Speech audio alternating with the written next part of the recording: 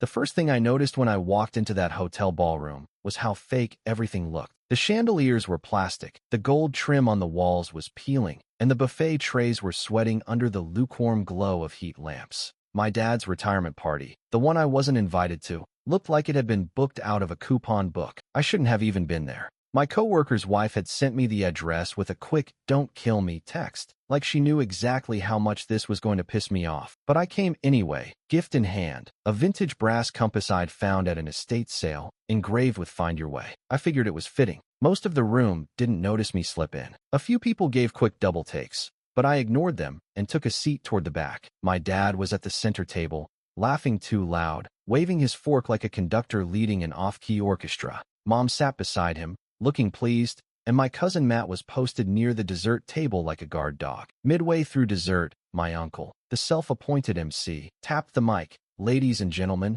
we have a special presentation." The crowd hushed, forks paused midair. Two guys from the family's inner circle walked in carrying a giant framed document. When they set it down on the easel, my stomach dropped. It was the deed to my fishing cabin. My name's still on it. My uncle beamed like he'd just cured cancer. "From all of us, to Harold, so he can enjoy his retirement at the lake in style." Applause, whistles, a few people on their phones recording. I didn't clap. I just stared, waiting for someone to make sense of it. Maybe a quick, "just kidding," or "this is ceremonial." But no, Dad was already on his feet, shaking hands. Thanking everyone like this was all perfectly normal. Matt caught my eye, smirking as he leaned over. "You've got 30 days to clear out." The room roared with laughter like that was the punchline. My chest tightened, but my voice came out steady. "One day's enough." I walked up, took the frame off the easel, and shoved it into my dad's hands. He looked confused for half a second before the cameras flashed again. "Enjoy it," I said flatly. Then I turned, walked straight out of that ballroom, and didn't look back. I left the compass on the dessert table as I passed, pointed north. By 5 a.m.,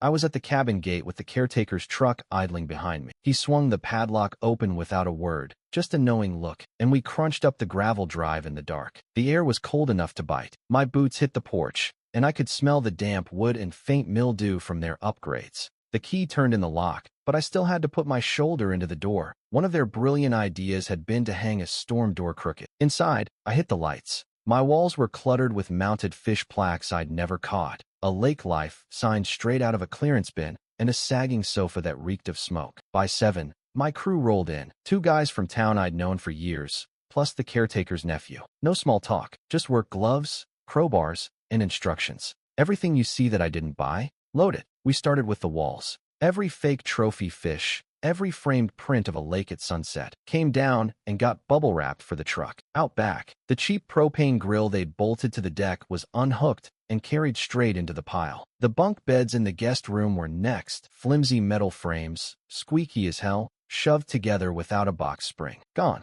Their mismatched patio furniture followed, along with a fire pit that was nothing more than a rusted drum on legs. When we got to the deck, I crouched down and pried up the first plank. Pressure-treated pine, not the cedar I'd put in myself years ago. "Rip it all," I said. The boards went into a separate stack. They could have them back, nails and all. Inside, I checked each drawer, each cabinet. Anything I'd bought stayed. Anything of theirs went into the truck. A chipped set of dishes, dollar store utensils, knockoff coffee maker, all packed. By noon, the place was echoing. My things, the oak dining table, my grandfather's tackle box, the cast iron skillet set, were exactly where they belonged. Everything else was either on the truck or leaning against it, ready for drop-off. The last step was the locks. I swapped out the front and back deadbolts, then went to the gate and replaced the padlock. New code, new keys. The caretaker slid me a look. "They'll notice quick," he said. "I'm counting on it." I left the truck driver with instructions on where to park the load overnight. By the time I got home,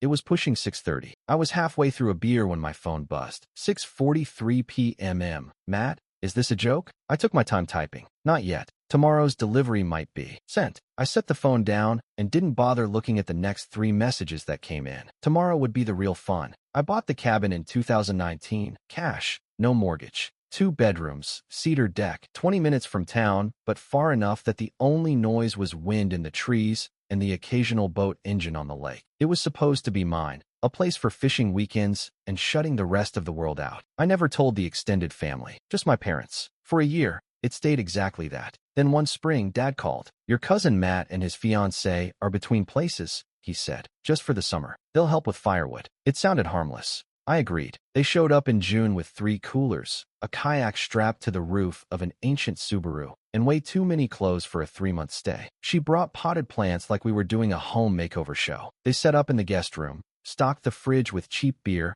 and promised to chip in for utilities. The first red flag came 2 weeks in, when I saw a Facebook post tagged our lakeside home. Picture of my porch, my deck chairs, my fishing rods leaning against the rail. I called Matt. Since when is it your home? It's just a caption, man. Don't take it so seriously. By August, just for the summer, turned into we're still looking for the right place. I had work in the city, so I wasn't there much. Every time I came up, something had changed. A new doormat, a mismatched set of mugs in the kitchen, his mounted fish plaque collection creeping across the living room wall. They started inviting friends up for long weekends without asking. I'd find beer cans in the fire pit, towels left on the dock, cigarette butts in the planters. One Sunday, I walked in to see they'd rearranged the furniture to open up the space. By the end of year 1, the language shifted. When we get back to our place, we put in a new coffee maker. No mention of me. When I confronted Matt about the overnight guest, he brushed it off. It's the lake. People come and go. By month 18, they'd stopped talking about leaving at all. She'd planted a vegetable garden in my yard. He built a shed without permission, nailed right into the siding. Every sign pointed the same direction. They decided the cabin was theirs,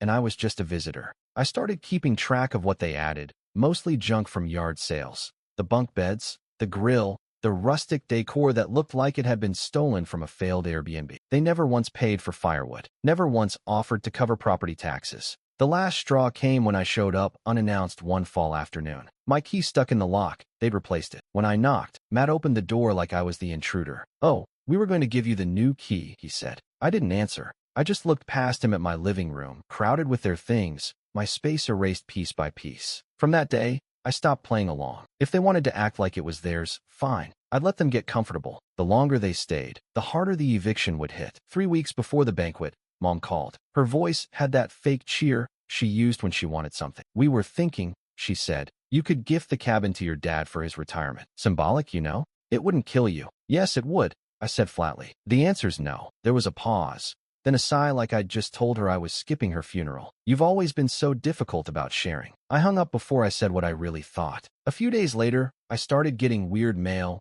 junk credit card offers addressed with my middle initial, like they'd pulled it off an old form. I didn't think much of it until the caretaker texted me a picture, a notary stamp with my name on it, dated last Tuesday. That's when I dug deeper. Matt had booked a notary appointment using my ID from a tax form I'd once handed over for insurance purposes. My uncle, who just happened to be best friends with a small-town lawyer, coordinated the paperwork. Title reassignment, transfer of ownership, all without my signature. My consent was a shaky imitation of my handwriting from 10 years ago. I called the lawyer's office. The secretary told me cheerfully that Mr. Whitaker was happy to help your family make this happen. I hung up and didn't bother calling back. I already knew exactly what this was. By the time the banquet rolled around, I had every piece of their scheme lined up in my head. I showed up late enough to miss the small talk, early enough to watch them try to sell the lie. Halfway through dessert, my uncle tapped the mic. "Tonight, we have something truly special." Out came the oversized frame with the deed inside, my name still faintly visible in the background under a layer of legal jargon. "From all of us,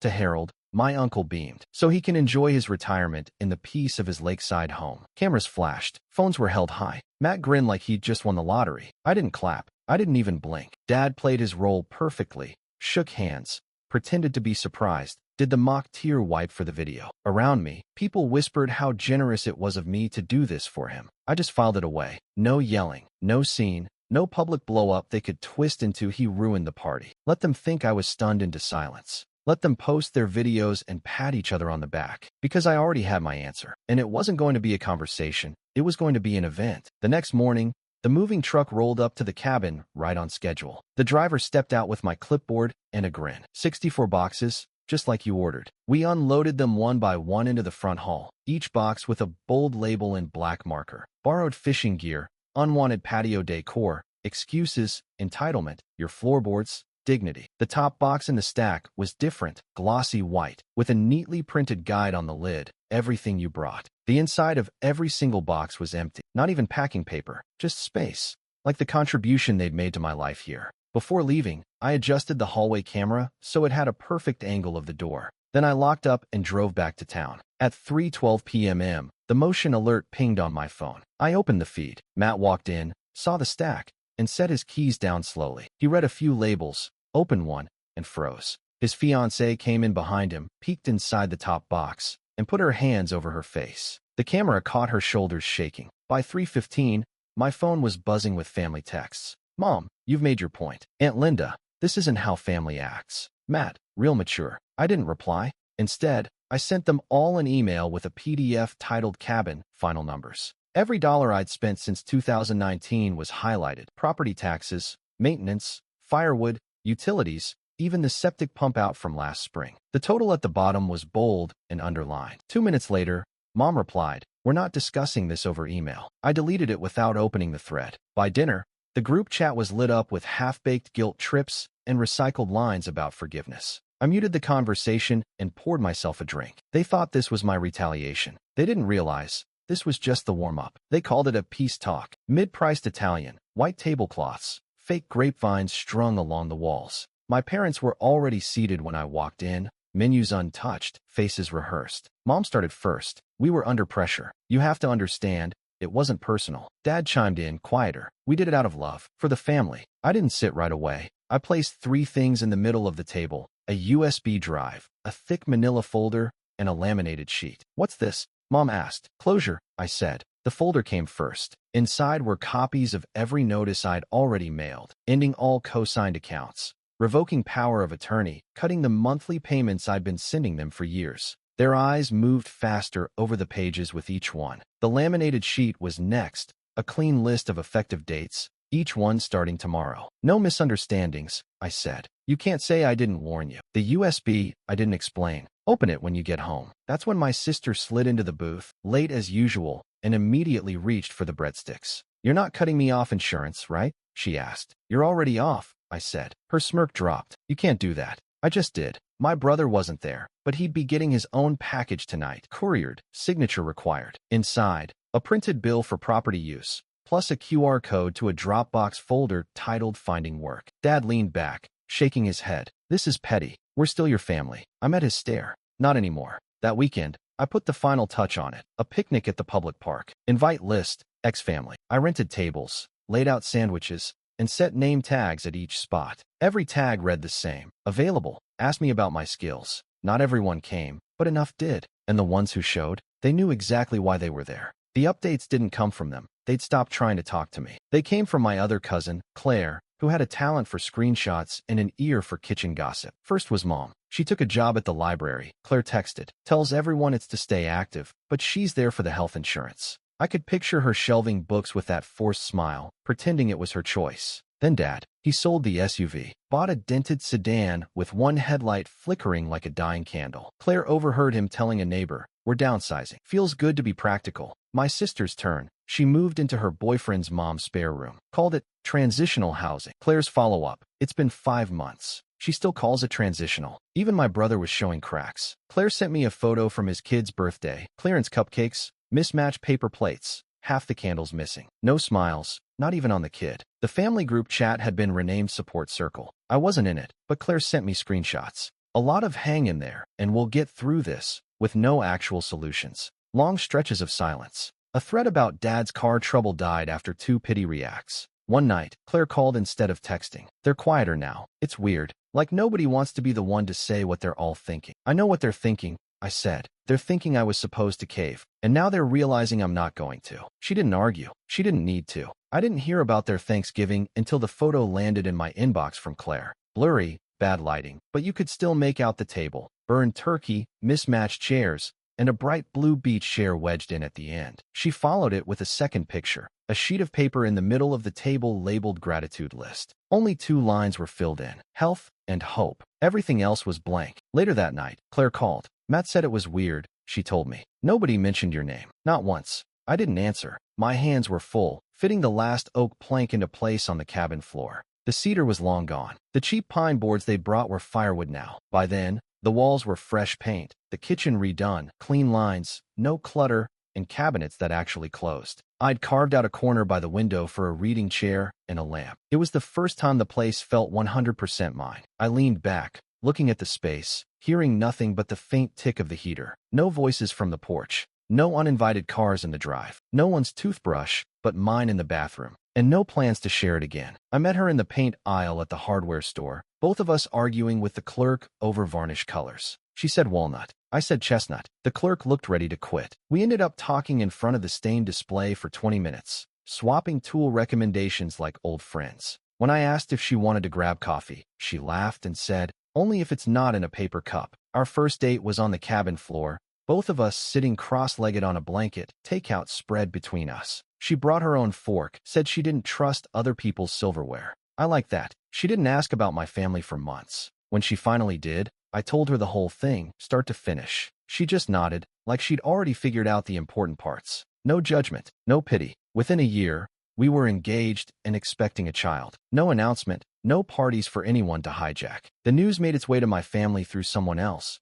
and I left it that way. We furnished the nursery ourselves. Crib, changing table, a rocking chair I built out of leftover oak from the cabin floor. We turned down every offer of hand-me-downs. The cabin stayed peaceful. The only voices were ours. The only footsteps ones we invited. At night, I'd stand in the doorway of the nursery, hearing nothing but the hum of the heater and her quiet breathing in the other room. Silence didn't mean absence anymore. It meant enough.